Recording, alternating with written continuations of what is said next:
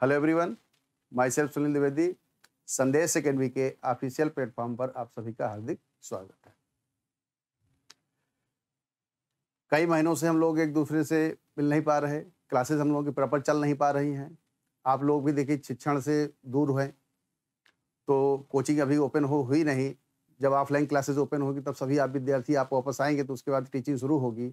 इस दरमियान देखिए क्या है कि ऑनलाइन माध्यम से हम लोग कुछ ना कुछ आपके साथ देखिए डिस्कशन करते रहेंगे, आपको अभ्यास कराते रहेंगे। गणित विषय भी मैं शुरू करने जा रहा हूँ ऑनलाइन पे, उसको भी आप देखिए अभ्यास, वो भी आपका निःशुल्क सब रहेगा। आगामी एग्जाम को देखिए देखते हुए पीटी के लिए ट्यूसडे से देखिए अभ्यास हम शुरू कर रहे हैं। उसका देखिए कोई शुल्क आपसे नहीं लिया जाएगा, वो पूर्णतः आपके साथ देखिए निःशुल्क रहेगा। आप यहाँ पे आइएगा, देखिए जो उस पर अभ्यास प्रश्न रहेंगे, अभ्यास आपको कराया जाएगा। उस पर देखिए 5 नंबर की आपकी गणित आएगी, प्रारंभिक अंकगणित, और 20 मार्क्स का देखिए आपका डीआई का यानी ग्राफ का पोर्शन रहेगा।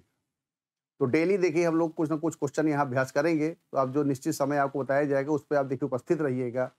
और उम्मीद करते हैं कि देखिए अगर आप हमारे साथ अभ्यास करेंगे तो उसका आपको एग्जाम पे कुछ ना कुछ देखिए लाभ आपको मिलना चाहिए। अगर आप ईमानदारी से कार्य करेंगे तो आप ग्राफ का और मैथ का क्वेश्चन आप पूरे वहाँ पे अटेम्प्ट करके सही कर सकते हैं।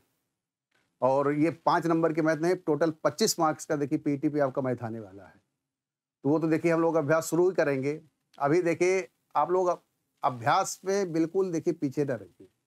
जितना ज़्यादा अभ्यास आप देखिए करेंगे, आप सफलता के उतने ज़्यादा करीब जाएंगे। ये मैं ऑफलाइन क्लास में भी आपको बोलता हूँ, ऑनलाइन क्लास के माध्यम से भी मैं आपको बता रहा हूँ। गणित विषय देखिए अभ्यास मांगता है। जितना ज़्यादा आप अभ्यास करेंगे उतना आप इस पर देखिए पारंगत होंगे। और एक देखिए मेरे अंदर एक दर्द छुपा हुआ, जिसको मैं देखिए आपसे थोड़ा डिस्कशन करना चाहता हूँ, अगर आप उसमें सहमत हों। एसएससी का देखिए जो अभी रिजल्ट फाइनल आया 2019 का, उसको देख के तो थोड़ा हतप्रभ हूँ। हमारे कई अच्छे विद्यार्थी हैं जो सिलेक्शन से वंचित हो गए, केवल इसलिए कि जो प्रक्रिया नॉर्मलाइजेशन की अपनाई जा रही है उस पे देखिए नुकसान भी हो रहा है किसी का फायदा। भाग्य में बहुत चीज़ें चल रही हैं। जो बहुत ज़्यादा देखिए टॉप पे हैं उनको कोई दिक्कत नहीं, जो बॉटम पे उनका सिलेक्शन नहीं होना उनको भी तो कोई दिक्कत है। जो एवरेज वाला विद्यार्थी होता है वो इस पे देखिए पिट जाता है।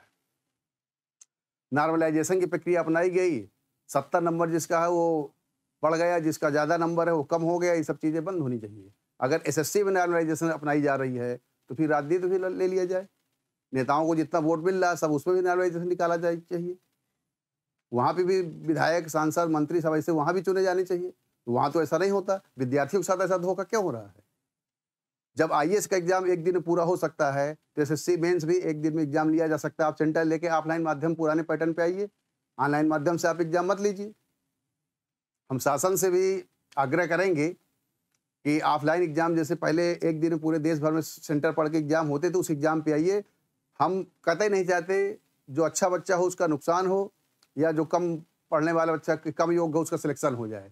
जो मानक होगा, जो एक दिन में एक ही पेपर होना चाहिए, उसमें कोई कठिन कोई सरल की बात नहीं होनी चाहिए। जो विद्यार्थी ज़्यादा नंबर पाएगा उसका सिलेक्शन हो जाना चाहिए, जिसका कम नंबर आएगा वो बाहर होना चाहिए। यहाँ कम को ज़्यादा, ज़्यादा को कम, नॉर्मलाइजेशन से जो मेथड अपना रहे हैं, फार्मूला जो अपना रहे हैं, उससे कुछ विद्यार्थियों को नुकसान भी होता है। जो पेपर अच्छा करके आ रहे हैं, सिलेक्शन कर रहे हैं, कह रहे हैं आपका पेपर सरल आया था तो नंबर कम हो गए। पेपर सरल और कठिन क्या होता है? आप एक ही पेपर सभी विद्यार्थियों को दीजिए और उसमें जो विद्यार्थी श्रेष्ठ हो, इलाहाबाद का विद्यार्थी हो, प्रयागराज के, बनारस के विद्यार्थी हो, गाजियाबाद के विद्यार्थी हो, किसी प्रदेश का विद्यार्थी हो, दिल्ली का हो, जो ज़्यादा करेगा उसका सिलेक्शन होना चाहिए। जो विद्यार्थी योग्य हो उसका सिलेक्शन होना चाहिए।